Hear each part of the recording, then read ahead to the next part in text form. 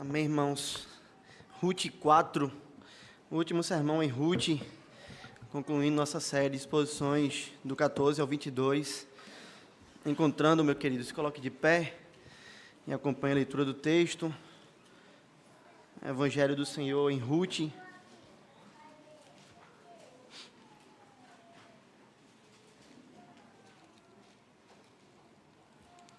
Capítulo 4.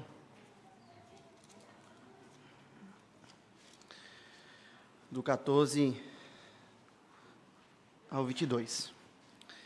A lei do Senhor diz assim: Então as mulheres disseram a Noemi: Seja o Senhor bendito, que não deixou hoje de te dar um neto, que será teu resgatador, e seja afamado em Israel o nome deste. Ele será restaurador da tua vida e consolador da tua velhice, pois tua nora que te ama o deu à luz, e ela te é melhor do que 7 filhos. Noemi tomou o menino e o pôs no regaço, e entrou a cuidar dele. As vizinhas lhe deram nome, dizendo: A Noemi nasceu um filho, e lhe chamaram Obed. Este é o pai de Jessé, pai de Davi. São estas, pois, as gerações de Pérez. Pérez gerou a Esrom, Esrom gerou a Rão, Rão gerou a Aminadab, Aminadab gerou Naasson, Naasson gerou Salmão, Salmão gerou a Boaz, Boaz gerou a Obed, Obed gerou a Jessé, e Jessé gerou a Davi. Amém. Pode sentar, querido. Hoje, pela graça do bom Deus, irmãos, nós chegamos ao final da nossa série de exposições em Ruth. Nesse último sermão, nós temos a oportunidade graciosa dada pelo Senhor de vermos como o nosso Deus é bom, como o nosso Deus é um Deus capaz de restaurar todas as coisas, um Deus capaz, de fato, de mudar a nossa sorte. E a minha esperança, irmãos, é que nós possamos sair daqui hoje mais confiantes no Senhor, desafiados pelo Senhor, tratados pelo Senhor, mas nessa perspectiva também mais confiante no Senhor, o nosso Deus. No sermão anterior, nós vimos no versículo 13 que Boaz tomou a Ruth como esposa e Deus, isso é trazido na narrativa, Deus, o Senhor, lhe deu que ela concebesse, que ela tivesse um filho. E hoje nós vamos ver quem é esse filho e como a Escritura trata sobre esse filho e que ligação esse filho também tem com Noemi. E quando a gente olha, irmãos, para a palavra do Senhor, mais especificamente aqui para esse texto, nós podemos ver de maneira muito clara que o Senhor nos mostra um ensino muito sério, um ensino muito precioso. O Senhor nos ensina, irmãos, que bebês trazem alegria. E nós precisamos guardar isso em nosso coração. Bebês trazem alegria ao povo de Deus. E é isso que nós encontramos aqui. Boaz toma a Ruth, ela passa a ser sua mulher, ele coabita com ela, o Senhor concede que ela tenha um filho, e aí nós vamos ver as mulheres da cidade agora dizendo algo a Noemi. Elas vão dizer: Seja o Senhor bendito, que não deixou hoje de te dar um neto, que será teu resgatador, e seja afamado em Israel o nome deste. Ele será restaurador da tua vida e consolador da tua velhice, pois tua nora que te ama o deu à luz, e ela te é melhor do que 7 filhos. Noemi tomou o menino e o pôs no regaço e entrou a cuidar dele. E aí que eu queria que você percebesse algo. Tendo Ruth concebido, a narrativa agora muda. Nós vamos ter agora um outro foco, irmãos. A narrativa agora sai de Ruth e passa agora a estar em Noemi e agora também nesse menino. E, irmãos, não teria melhor maneira desse livro ter sido concluído. Deus, de fato, é muito sábio. Ele concluiu essa história da melhor maneira possível. E eu não sei se vocês perceberam, mas há um salto de tempo aqui. Uma leitura rápida da gente não leva a gente a entender o texto, mas quando a gente lê mais detalhadamente, mais atenciosamente, nós vemos que há um salto de tempo. O salto de tempo onde, pastor? Observe o versículo 13. Nós vamos ver que nós temos ali no versículo 13, Boaz se relacionando com Ruth. Nós temos no versículo 13, o Senhor dando a graça a Ruth de poder conceber. de poder ter um filho gerado em seu ventre. Mas se você observar o versículo 14, você já vê agora um salto de cerca de 9 meses, irmãos. Se esse menino não nasceu prematuro, nós temos um salto de 9 meses, que é o tempo de uma gestação. Nós temos agora, no versículo 14, o momento em que esse menino não é concebido, mas sim que esse menino nasce. É isso que acontece aqui no texto. E é quando esse menino nasce, que nós vamos ter agora as mulheres da cidade pronunciando algumas coisas diretamente a Noemi. E eu falei algo para os irmãos no sermão anterior. Eu falei que esse final de Ruth, ele é recheado de passado e presente para aquele tempo. De passado e presente também de algo que nos mostra o futuro. E quando você observa isso, você vê um claro contraste, então, do começo do livro, ou seja, do passado, daquilo que aconteceu lá no comecinho anteriormente, e daquilo que está acontecendo agora. Como assim, pastor? Abra sua Bíblia e observe Ruth 1, versículo 19, mais uma vez.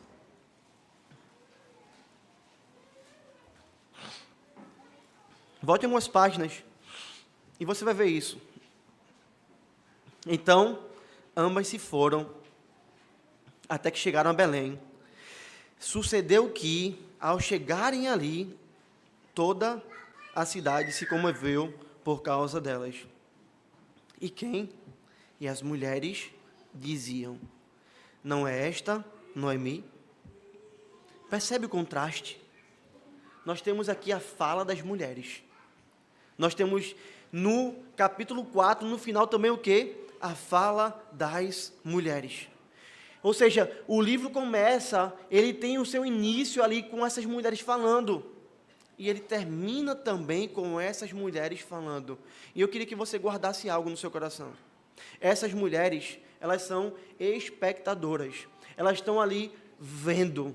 Elas estão participando da história, observando a história. Elas não são protagonistas, elas estão observando a história, mas Deus também nos ensina por meio daqueles que observam a história da redenção. E quando o contexto da fala do capítulo 1, do versículo 19 se deu, Noemi saiu em rebeldia contra o Senhor, juntamente com seu marido partiu para Moabe, e nós sabemos o que aconteceu ali. Seu marido veio a falecer, seus 2 filhos também morreram, a mão do Senhor pesou sobre a vida dessa mulher, e ela toma uma decisão, quando ouve que há pão na casa do pão, que há pão em Belém, ela toma uma decisão de voltar a Belém. Irmãos, há algo aqui que nós precisamos guardar no nosso coração. Há sempre lugar em Israel, há sempre lugar em Jerusalém para pecadores arrependidos. Deixe-me falar isso para você de maneira ainda mais contextualizada, como a gente viu hoje pela manhã, na fala do pastor Asaf. Israel não é um povo como a gente olha hoje. O povo ali judeu, sendo o povo de Deus, não. Israel é a igreja, Israel é o povo de Deus. E há sempre lugar para pecadores arrependidos na igreja de Cristo, como nós entendemos na nova aliança. E é isso que nós vemos em Noemi. Noemi chegou quebrada. Noemi chegou de volta arrasada pelo pecado. Noemi chegou sem muitas coisas materiais. Ela vai dizer que ela chega pobre. Noemi chega apenas com Ruth, uma moabita, uma mulher que já havia nascido em um povo que era amaldiçoado pelo Senhor. É nesse contexto que essas mulheres estão olhando para Noemi e falando algo. Eu não sei se você sabe qual é a maldição que havia do Senhor para com os moabitas. Ela é narrada em Deuteronômio 23, do 3 ao 4, quando o Senhor disse assim: nenhum amonita ou moabita, perceba, eles estão aqui, entrará na Assembleia do Senhor. Nem ainda a 10ª geração entrará na Assembleia do Senhor eternamente. E isso é muito importante da gente entender. Porquanto não foram ao vosso encontro com pão e água no caminho, quando saíres do Egito. E porque alugaram contra ti Balaão, filho de Beor, de Petó, da Mesopotâmia, para te amaldiçoar.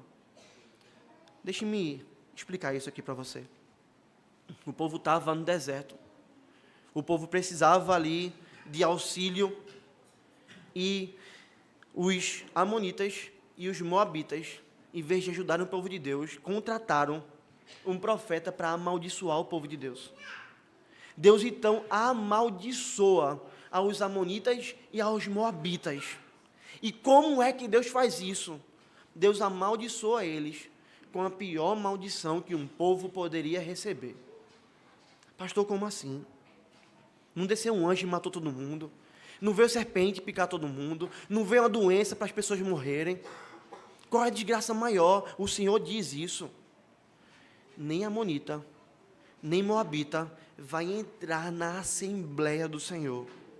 Nem ainda a 10ª geração vai entrar na Assembleia do Senhor eternamente. Ou seja, esse povo não é meu povo. Esse povo não vai me cultuar. Esse povo não vai mais estar na minha presença. Esse povo é um povo maldito. Isso lembra muito claramente aquilo que a gente vê lá em Romanos 1, quando Paulo vai dizer que Deus entrega os homens ao seu pecado. Ou seja, o Senhor vai entregar esse povo a si mesmo. E essa é a maior desgraça que um homem pode receber. É ser jogado nesse mundo aos seus pecados, ao seu próprio coração, a viver distante do Senhor para todo sempre. Era isso que iria acontecer com os amonitas e com os moabitas. Um povo que iria estar longe do culto a Deus, longe de Israel, separado do Senhor eternamente. Mas perceba, quando Noemi volta, ela volta para Israel com uma moabita. Ela volta para Israel com Ruth, uma moabita. Guarde isso no seu coração, a gente vai ver sobre isso já já melhor. Retornando, as mulheres ficam chocadas com o estado daquela mulher. Uma mulher que saiu cheia de bênçãos, com marido, com filhos, com posses. Retorna a Belém sem marido, sem filhos, sem posse, só com uma mulher que fazia parte de um povo maldito pelo Senhor. Que desgraça ela se encontrava. Noemi vai responder a elas, quando elas questionam assim: não é essa Noemi? A gente viu isso. Ela vai dizer: não me chamais Noemi, chamei-me Mara, porque grande amargura me tem dado o Todo-Poderoso. Ditosa parti, porém o Senhor me fez voltar pobre. Por que, pois, me chamarias Noemi, visto que o Senhor se manifestou contra mim e o Todo-Poderoso me tem afligido? Esse era o estado daquela mulher, sob o peso da disciplina do Senhor, colhendo as consequências do pecado, pobre, sem filhos, sem marido, e com uma mulher que fazia parte de um povo que era amaldiçoado pelo Senhor. Mas, irmãos, a disciplina do Senhor é amorosa. O tratar do Senhor para conosco pode doer, pode nos esmagar, pode magar a nossa alma, pode provocar dor profunda, mas é amorosa. Deus estava usando essa situação não para destruir sua filha, mas para trazê-la de volta. Deus estava usando essa situação para cuidar daquilo que ela tinha de mais precioso do seu coração. Deus estava usando essa situação, trazendo ela para Belém, para mudar a sua sorte, para preservar a sua herança, por meio de uma moabita. E para, por meio de uma moabita, alguém que era amaldiçoado pelo Senhor, trazer através dela aquele que é o Salvador do mundo. É por isso que nós precisamos olhar para o capítulo 1, para que a gente possa entender o capítulo 4. Se você só olhar para o capítulo 4 e esquecer do capítulo 1, você não vai conseguir compreender a grandeza que nós temos aqui na conclusão do livro, no capítulo 4. É essa mulher que estava nesse estado. É essa mulher, quando as mulheres da cidade olham para ela, ficam surpresas, pensando: é essa Noemi? Como é possível isso? Será que de fato é ela mesma? Nós estamos diante da mesma pessoa. É sobre essa mulher que as mulheres da cidade falaram isso, e que agora as mulheres da cidade, as vizinhas dela também vão falar outra coisa. Algo completamente diferente. Essas mulheres vão olhar para Noemi e vão falar para Noemi: seja o Senhor bendito, que não deixou hoje de te dar um neto, que te será teu resgatador, e seja afamado em Israel um nome deste. Ele será restaurador da tua vida e consolador, perceba, da tua velhice, pois tua nora, aquela moabita, que te ama, o deu à luz, e ela te é melhor do que 7 filhos. Essas mulheres fazem, irmãos, o que nós deveríamos fazer quando a gente vê Deus restaurando o irmão. Elas se alegram, elas louvam ao nome do Senhor. E por que isso? Porque elas estão vendo que esse estado novo de Noemi é fruto da graça de Deus. É fruto da operação de um Deus todo-poderoso. Não foi uma atitude de Noemi que mudou tudo isso, senão elas iriam louvar Noemi, mas elas não louvam Noemi, elas falam: bendito seja o Senhor. Elas louvam o nome do Onipotente, porque elas sabem que a intervenção aqui foi de um Deus que é onipotente. Elas olham para esse cenário de restauração, de abundância, de paz, de mudança completa e veem: somente Deus pode ter feito isso. E elas louvam e exaltam o nome de Deus. É uma mulher que antes estava amarga, mas teve seu coração tratado e tem agora seu coração tomado pela alegria do Senhor, pela paz do Senhor. Que maravilha nós temos aqui, irmãos. E quando é que elas fazem isso? Quando Noemi fica milionária, quando Noemi passa a ter muito dinheiro, quando ela sabe que agora ela vai ter uma saúde de ferro. Não, nada disso. Essas mulheres louvam ao Senhor quando o neto de Noemi nasce, quando o bebezinho, indefeso, frágil, fraco, que não consegue nem limpar a sua própria sujeira, chega a esse mundo. É aí que elas louvam ao Senhor. E elas vão dizer o quê? Elas vão dizer que Deus não deixou de dar a Noemi um Goel. Lembra dessa palavra? Um resgatador, um remidor, alguém que agora vai cuidar dela.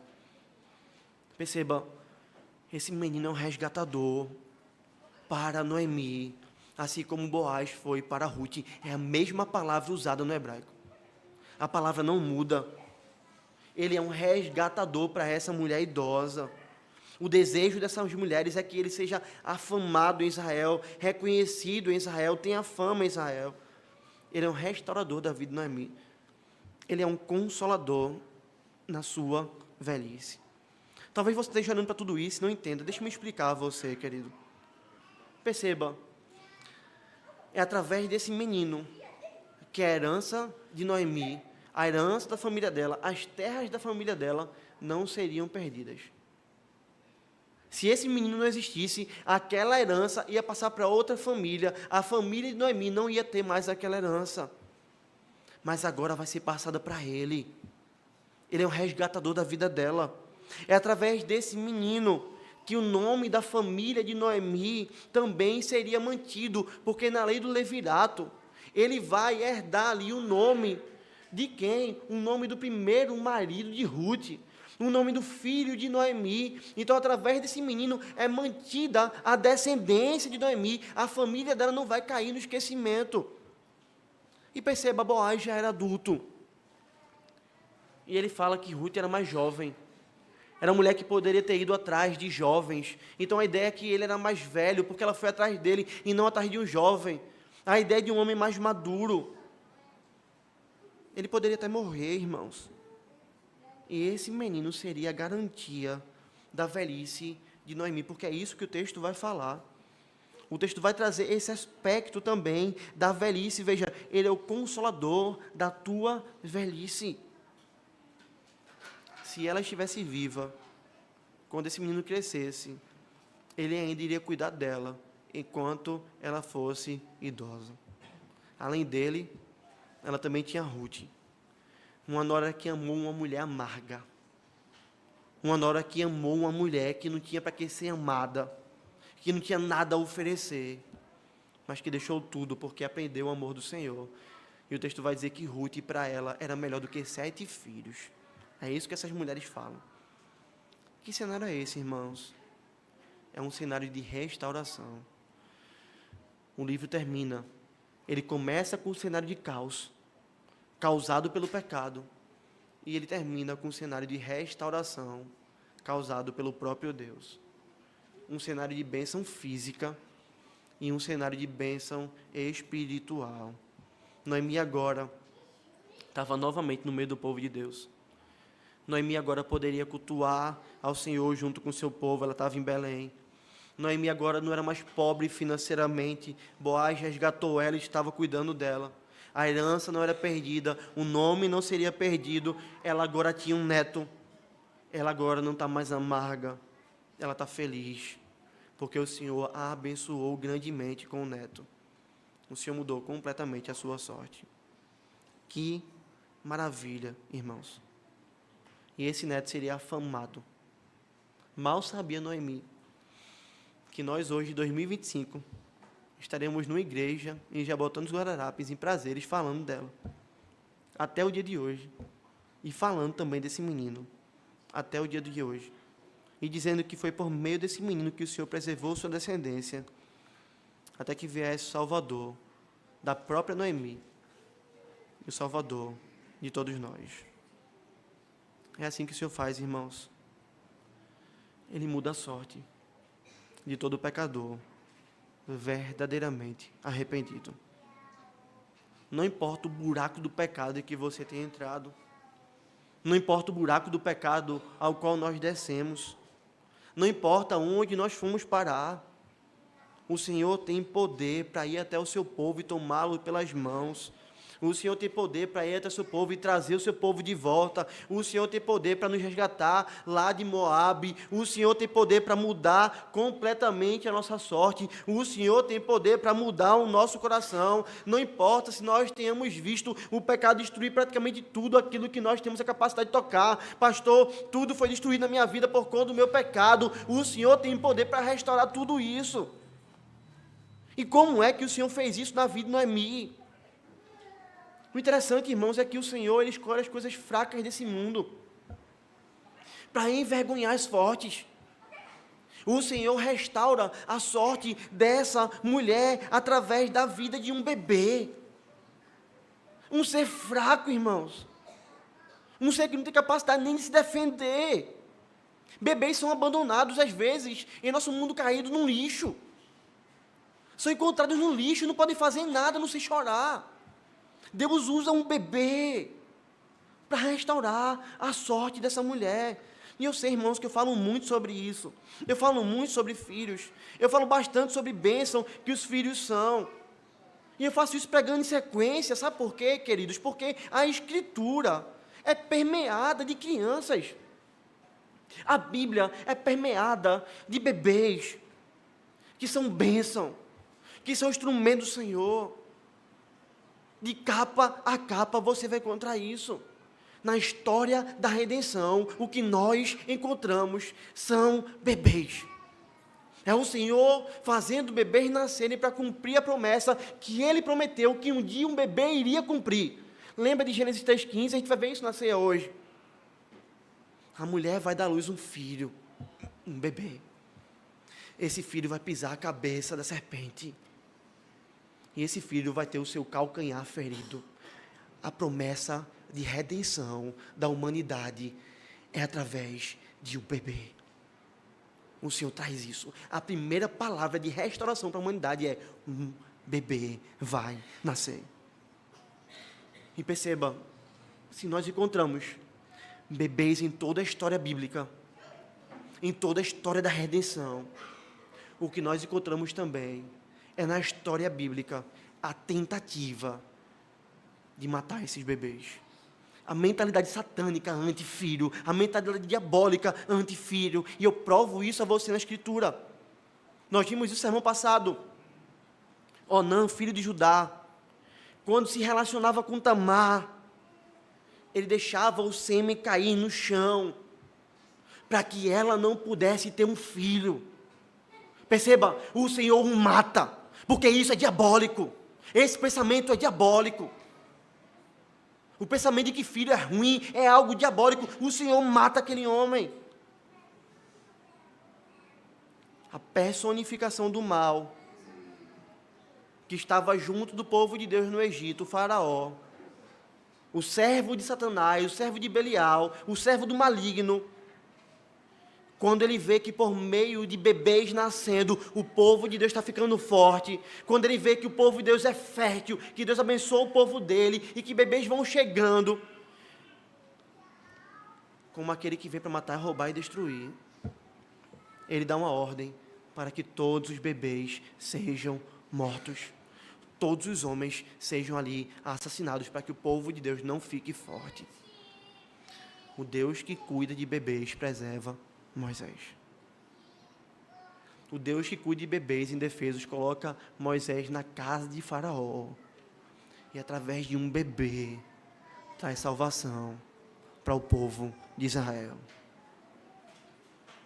O fulano, encontrado aqui em Ruth, era alguém que não gostava de bebês. Era alguém que não queria bebês na sua família. Porque quando ele sabe que ele vai ter uma herança ali para ganhar, ele diz, eu quero. Mas quando ele sabe que tem uma mulher, ele vai dizer, eu não posso, porque eu vou prejudicar a minha herança. Ela vai ter um filho, e filho vai me trazer prejuízo financeiro. Boaz, você pode ficar. O nome dele é fulano. Nós nem sabemos quem é. Não é diferente no Novo Testamento. Quando o maior bebê que já habitou essa terra nasceu, o Senhor Jesus Cristo. Pouco tempo depois, um outro homem que era a personificação do mal, chamado Herodes, tentou matar todos os bebês. Todas as crianças abaixo de 2 anos deveriam ter sido assassinadas, e houve choro no meio do povo de Deus. Mas o Deus que protege bebês indefesos protegeu o Senhor Jesus Cristo.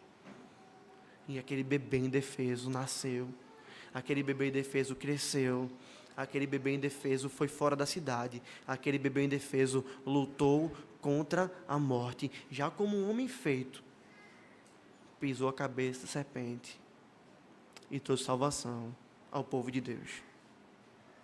Meus irmãos, eu quero que nós entendamos algo muito sério à luz da Escritura. A mentalidade anti-filhos, essa mentalidade anti-filhos nunca fez parte do povo de Deus. Essa mentalidade anti-filhos, ela vai na contramão da Escritura.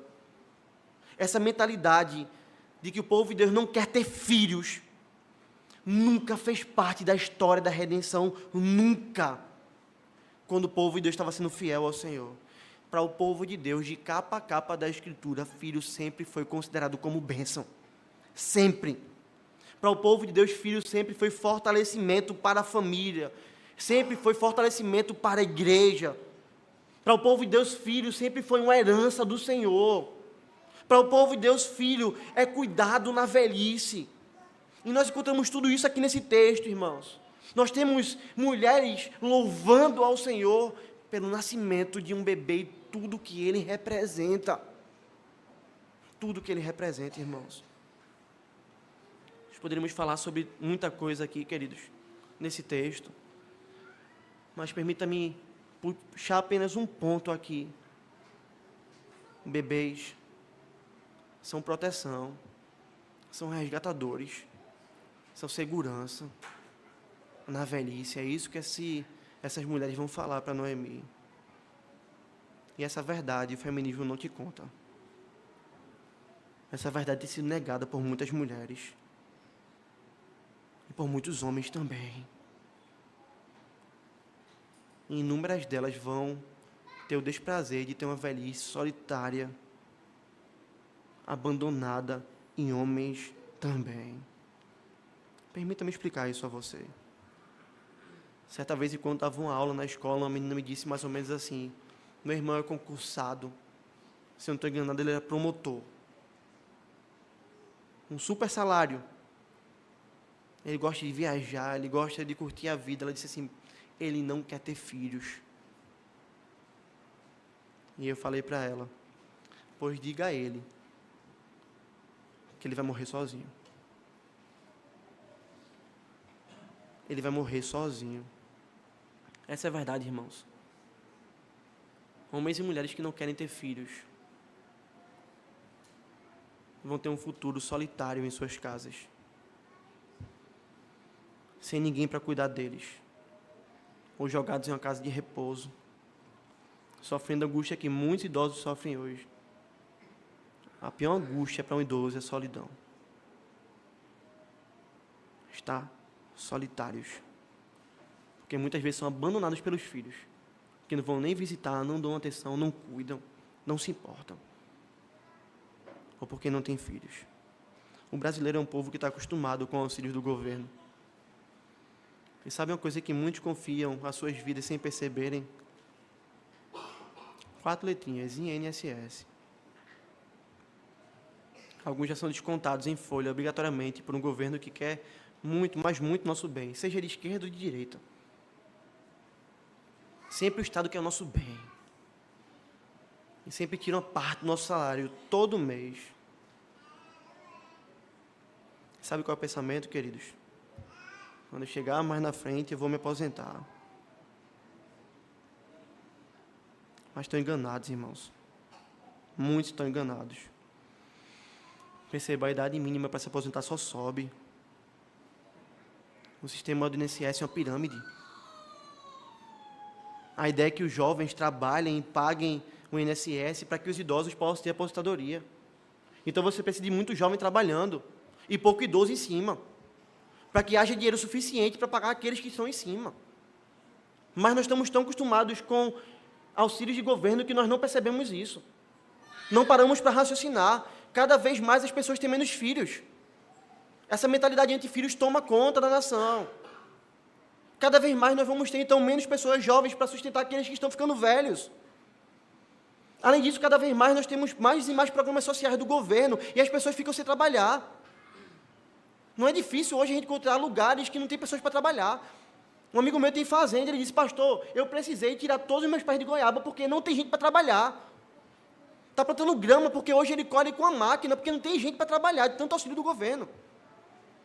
Menos gente trabalhando, menos arrecadação no INSS, a conta não fecha. Eu não sei se você sabe, mas se você for pesquisar, você vai achar isso. O déficit do INSS 2025 foi de mais de 200 bilhões. Isso não sustenta.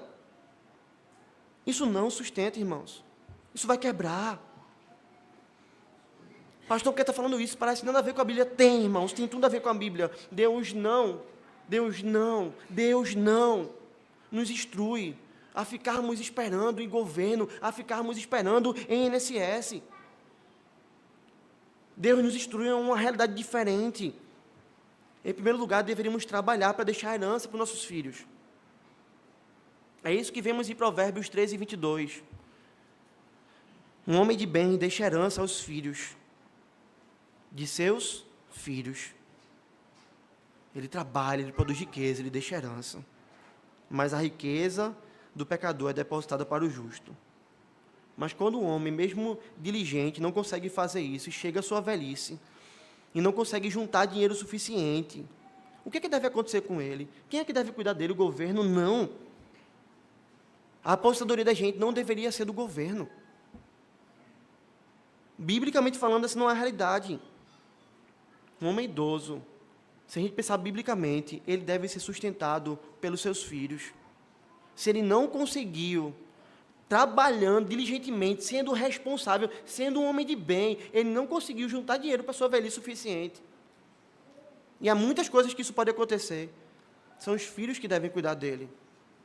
A palavra de Deus diz isso, 1 Timóteo 5,4. Mas se alguma viúva tem filhos ou netos, estes aprendam primeiro a exercer piedade com a própria casa. E a recompensar, veja, a ideia é a recompensar seus progenitores. Ele limpou minha bunda, ele tocou minha fralda, ele me deu banho, ele me deu comida, ele sofreu por mim, eu cresço, eu cuido do meu pai. Eu cresço, eu cuido da minha mãe. Se ele não tem mais condições de trabalhar, ele mora comigo. Ele é zelado pela minha vida, ele come do que eu como. ou eu vou dar tudo aquilo que eu tenho condições de fazer para ele. Se eu trabalho muito, não tenho condições, eu preciso pagar uma casa e repouso, eu vou fazer, mas eu vou fazer no melhor que eu posso fazer. São os filhos que são responsáveis. E o Senhor vai dizer, pois isso é aceitável diante de Deus. Aí se alguém rejeitar pai e mãe, porque é crente, aí Paulo continua em Timóteo, só que no versículo 8 ele vai dizer, se alguém não ter cuidado dos seus, especialmente da própria casa, tem negado a fé. E é pior do que o descrente. Ou seja, se um filho ele cresce e ele vai dizer que ele não vai cuidar do pai dele, ele nega a fé. Ah, meu pai é problema dele, minha mãe é problema dela, ela que morra de fome, eu tenho minha casa, minha vida, minha família, está negando a fé. Não tem como ser um crente, não tem como estar vendo como crente. Sendo assim, irmãos, o cuidado dos filhos para com seus pais é um dever. É primeiro os filhos, se os filhos não têm condições, aí é que vem a igreja. Se a família não tem condição, aí é que vem a igreja. E pais que criam filhos no temor do Senhor. Pais que criam filhos piedosos, na velhice experimentam isso. Filhos que amam seus pais, que cuidam dos seus pais. Portanto, irmãos, olhemos para o nosso futuro e usufruamos dessa bênção, irmãos, de povoarmos essa terra com mais filhos, com esse precioso presente que o Senhor nos dá.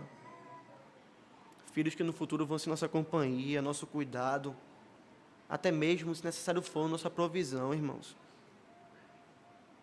É assim que o Senhor estrutura a sociedade. Cuidado, então, com a mentalidade anti-filhos desse mundo. Você pode não enxergar hoje, mas no futuro você vai ver, você vai quebrar a cara. Você vai arrebentar a sua vida. Você vai construir um patrimônio e você vai deixar para outro, para alguém que não é nem da sua família. Ou para pai, para mãe, se morrer depois de você. Que depois vão morrer, vai deixar para outra pessoa, o fruto do seu trabalho. Veja, esse menino é resgatador de Noemi. Ele é o resgatador do trabalho de Elimeleque. Aquilo que ele trabalhou, aquilo que ele plantou, aquilo que a família dele fez, vai ficar para ele. Essa é a mentalidade cristã. Se você não tem filho, você vai levar a sua família, o seu nome ao término. É você morrendo e tudo se acaba. Você não deixa outro ser a imagem de Deus para continuar o seu legado, para usar as coisas que você trabalhou, para viver para a glória de Deus, para usar seus bens para a glória de Deus. Ele vai continuar a usar isso para a glória de Deus. Nós deveríamos, irmãos, cada vez mais querer ser mais ricos, em um certo sentido, ser mais prósperos, para que nossos filhos possam crescer piedosamente e poderem ser mais prósperos ainda e abençoarem mais o reino de Deus. É assim que nós deveríamos pensar, irmãos. Se a gente pensa biblicamente, essa é a ideia aqui. Você agora tem um neto, ele é teu resgatador. Perceba, não vai acabar em você, Noemi. Com a partida do seu cônjuge, se você não tem filhos, você vai ficar sem nenhum parente para te consolar. Que desgraça. É um homem velho que perde sua esposa e está sozinho. É uma mulher já velha que perde seu marido e está só. É a solidão do marido e a solidão de filhos. E isso contorce a alma de inúmeras pessoas hoje, irmãos, e a gente não percebe. Mas a mentalidade satânica vai dizer, não tenho filhos, não tenho filhos, filhos são ruins. E Satanás veio para matar, roubar e destruir. E tem feito isso na vida de inúmeros. Em época de doença, você não vai ter filho para cuidar de você. Suas ceias de Natal vão ser silenciosas. A sua mesa vai ser entediante demais. Sua velhice vai ser solitária e triste, irmãos. No que diz respeito ao âmbito humano. Ah, pastor, mas Deus é meu refúgio. Ele é, irmãos. É uma grande bênção isso. Ter o Senhor, Ele é tudo para a gente. Mas Ele é aquele quem diz, mesmo sendo tudo para a gente, não é bom que o homem esteja só. Adão tinha o Senhor, um relacionamento perfeito com o Senhor, mas na estrutura que Deus criou, Ele vai dizer, não é bom que o homem esteja só. E essa solidão é evitada também pela geração de filhos. Noemi não estava sozinha. E eu queria fazer um parênteses aqui muito importante, queridos. Há pessoas que não foram afetadas por essa mentalidade diabólica de não querer ter filho. Há pessoas que vão tentar isso, que vão procurar, que vão orar, que vão buscar. mas que o Senhor vai fechar a madre. O Senhor não vai dar. Há irmãos também que vão morrer solteiros. Isso é a realidade, irmãos. Eu sei que isso deixa você com muito medo, você que é solteiro, querido. Mas ore e confia no Senhor. E descanse em Deus. Mas, infelizmente, nem todo mundo vai casar. O mundo foi afetado pelo pecado. O pecado serra a madre. O pecado também tira a gente do casamento. Esse mundo caído faz isso. E, infelizmente, por conta desse pecado, esse mundo caído, vão passar por situações complicadas nessa vida. E até o final dela. Não serão desamparados pelo Senhor, mas vão passar por situações complicadas. Situações diferentes daqueles que tiveram filhos e que vão ser cuidados, vão passar. Mas aconselho a esses irmãos também. Aos casados que não podem ter filhos. Um caminho a pensarem é experimentar o amor adotivo de Deus na prática. Deus nos adotou em Cristo. E isso deveria inspirar a gente a orar, a pensar, a buscar entender, a analisar essa possibilidade na caminhada de adotar uma criança, experimentar, assim como nós fomos adotados, ter isso também. Deus nos ensina isso, irmãos, fazendo isso conosco. Nós não somos nascidos de Deus, assim como Cristo é gerado do Pai eternamente, mas Ele nos adota pelo amor do Seu Filho, pela morte do Seu Filho, pelo amor que o Filho teve por nós, pelo Seu amor que Ele tem por nós. Ele nos ama e nos adota. Isso é um caminho pouco pensado na igreja, no meio do povo de Deus. Difícil, penoso, que pode trazer danos. Que não é um mar de rosas, mas é um precioso caminho, irmãos. Aos casados que não podem ter filhos, e também aos solteiros que vão terminar a vida solteiros. Gerem filhos espirituais. Experimente o que é o discipulado. Experimente o que é o cuidado. O abraçar de um irmão mais novo, como filho seu na fé. Isso é uma grande bênção. Não nos é falado sobre filhos do apóstolo Paulo. Você percebe isso? Não é falado que Paulo tinha filhos. E ele estava sozinho na masmorra, não era? Veja, ele sofreu por isso. Isso é uma realidade. Mas ele encontrou socorro, auxílio, cuidado e companhia em um homem que era um filho dele na fé. Ele vai dizer: Onesíforo me procurou até me encontrar. Onesíforo correu risco de vida para poder cuidar do apóstolo Paulo. Era um discípulo dele que estava tratando ele como pai. E quando Paulo está falando isso, ele está exortando Timóteo, porque Timóteo não tinha feito isso ainda. Ele está dizendo: está vendo, Timóteo? Tu é meu filho na fé. Tu ainda não agiu assim não, mas Onesíforo agiu. E ele vai dizer a Timóteo: Timóteo, quando você vier me visitar, traz meus livros, traz os pergaminhos que é a Bíblia, e traz também minha capa. Ou seja, um filho na fé iria cuidar de um homem já idoso, que não tinha seus filhos para cuidarem dele. A desgraça que nós temos hoje, irmãos, é que nós vemos muitas vezes no meio do povo de Deus uma mentalidade anti-filhos e um abandono completo do discipulado. E isso tem nos arrebentado, irmãos.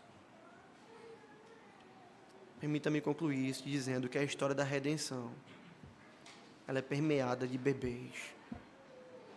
Filhos são bênçãos do Senhor para as nossas vidas, assim como foi para Noemi. Mas perceba que o texto não é concluído falando sobre Noemi. O texto é concluído falando sobre a redenção. Noemi toma esse menino, põe ele no regaço, entra e cuida dele. As vizinhas vão dar um nome a esse menino. As vizinhas. A Noemi nasceu um filho e chamaram ele como Obed. E é concluído com a genealogia, dizendo que esse Obed era o pai de Jessé, pai de Davi. E a genealogia até chegar a Davi, o Senhor está provando que isso aconteceu. Noemi cuidou desse menino como filho. E aqui eu vou recomendar aquelas que tiverem filhos. Ó, Igor e Bianca está chegando. Chama as vizinhas e vai dizer assim, ó, dá um nome para ela. Que tal?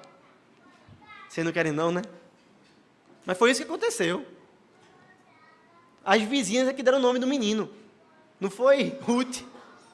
Se fosse Noemi, talvez você já dizia, minha sogra dá o nome do meu filho. Isso é a briga de muita nora e sogra, né? A sogra quer se meter ali, dizer, nome tá feio, não vai assim não. É eu que escolhi, eu, e vai ser assim. Mas, velho, foi as vizinhas que deu o nome desse menino. E aí Ruth aceita. E o nome desse menino é Obed. Sabe o que significa Obed? Servo. Servo. Esse menino refletia a bênção de Deus. Ele era um servo do Senhor para a vida de Noemi. Ele é aquele que ia resgatar Noemi. Irmãos, nossos filhos são bênção. Enquanto eles são criados, não para nós mesmos, mas para serem servos do Senhor. Esse menino se torna um servo de Deus. Ele traz a bênção do Senhor a essa família. Ele faz parte da descendência de Cristo. Ele é o bebê que aponta para o bebê supremo que pagou o preço em nosso lugar. Ele é o bebê que aponta para o bebê ao qual todo pecador arrependido encontra a redenção. E eu quero que você preste atenção nisso para a gente concluir esse texto. Porque esse é o evangelho em Ruth. Obed aponta para o bebê em quem prostitutas arrependidas como Raabe, mãe de Boaz, podem encontrar a redenção. Obed aponta para o bebê em que mulheres que foram para longe do povo de Deus, assim como Noemi foi, podem encontrar a redenção. Obed aponta para um bebê que se fez maldição no lugar de uma moabita que era maldita por Deus, para que essa moabita possa entrar na Assembleia dos Santos e adorar a Deus e gozar eternamente da Assembleia dos Santos. Você sabe onde é que Ruth está nesse momento? Ruth está na presença do Senhor. Ruth, a moabita, está adorando ao Senhor, porque através daquele que foi maldito na cruz do Calvário, essa maldição é quebrada. E pessoas de todas as tribos, povos, línguas e nações adentram a presença do Senhor e cantam que Ele é santo, santo e santo. Obed aponta para isso, irmãos. É isso que nós temos aqui, irmãos, nesse evangelho. É isso que nós encontramos aqui, queridos, na igreja. Quem nós somos, irmãos? Um povo ruim, um povo que não vale nada, mas Obed aponta para um Jesus que ama esse povo, um Jesus que foi atrás da gente quando a gente estava fora do aprisco e pegou pessoas quebradas de coração, corrompido, e lavou, e tosou, e colocou no seu aprisco, e que disse, eles são minhas ovelhas, e ninguém pode arrebatar elas das minhas mãos. Eu concluo então o livro de Ruth dizendo que o livro de Ruth, ele não é sobre Ruth. O livro de Ruth carrega esse nome, Ruth, mas ele não é sobre Ruth. O livro de Ruth é sobre Cristo. O livro de Ruth é para nos apontar para esse maravilhoso Salvador e nos contar a história da redenção que Ele opera em nós. Portanto, eu concluo esse livro sabendo, esse é um livro para os que foram de Moabe. Esse é um livro para aqueles que estavam no meio do povo de Deus, mas saíram para Moabe, que foram de lá, que passaram um tempo por lá. Esse é um livro para você que é um filho pródigo e que foi enganado pelos encantos desse mundo e que abandonou o Senhor em busca de satisfação. Se o Senhor te trouxe aqui hoje e você está assim, saiba, Ele te chama de volta.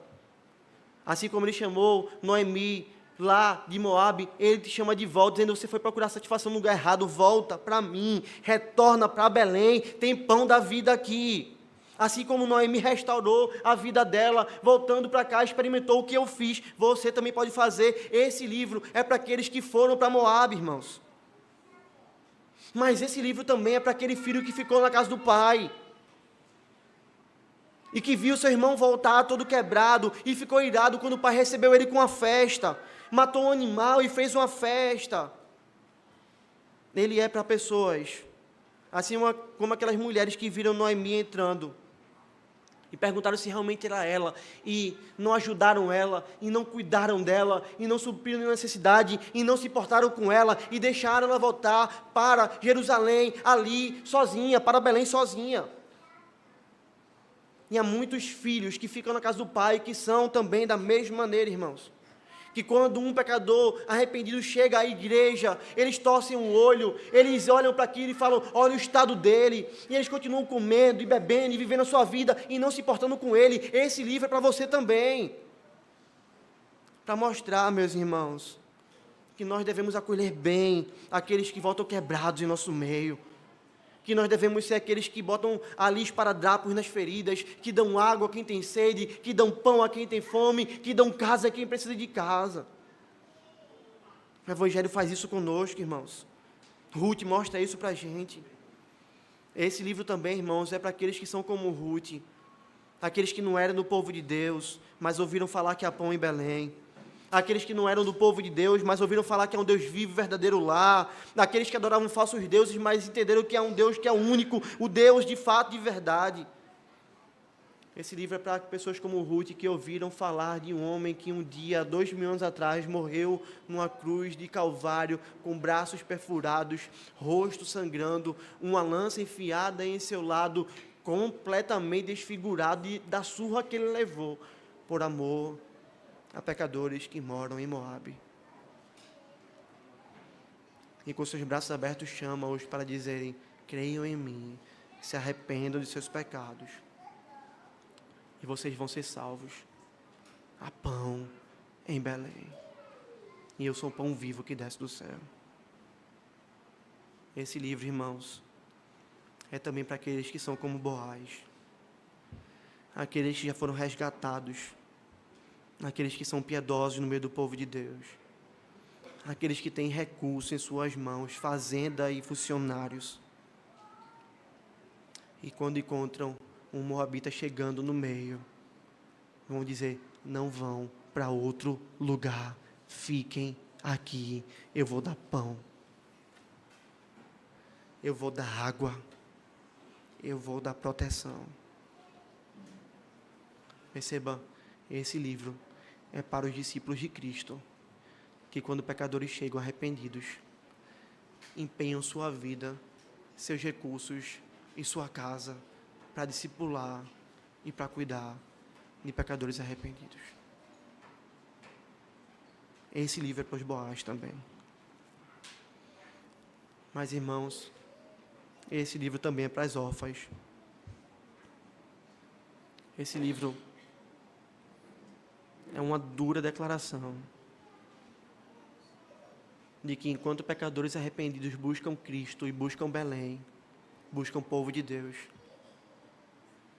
aqueles que amam mais a esse mundo e se afastam de Cristo e se afastam de Belém, não há esperança para eles. O que resta a eles é morte eterna e a destruição. Esse livro, irmãos, é para que nós vejamos a beleza de Cristo, a beleza da sua graça, a grandeza da sua glória, e nós o amemos mais e andemos em seus caminhos. É um livro que chama pecadores a Jerusalém e que ensina israelitas a viverem como o maior israelita, o Senhor Jesus Cristo. Nesse livro é chamado de livro de Ruth, mas ele facilmente pode ser chamado de Evangelho do Senhor Jesus Cristo em Ruth. E hoje, com a graça de Deus, a gente finaliza a sua exposição aqui na igreja, ciente, irmãos, de que podia ser muito melhor, mas que quem prega é um homem pecador e falho, ciente de que haveria muito ainda da gente aprender, Poderíamos passar anos estudando esse livro. Mas ciente também que o Senhor falou poderosamente com o seu povo e graciosamente, durante toda a série de exposições. Sendo assim, irmãos, não há melhor maneira de concluir essa série do que usando o texto que a gente viu hoje pela manhã.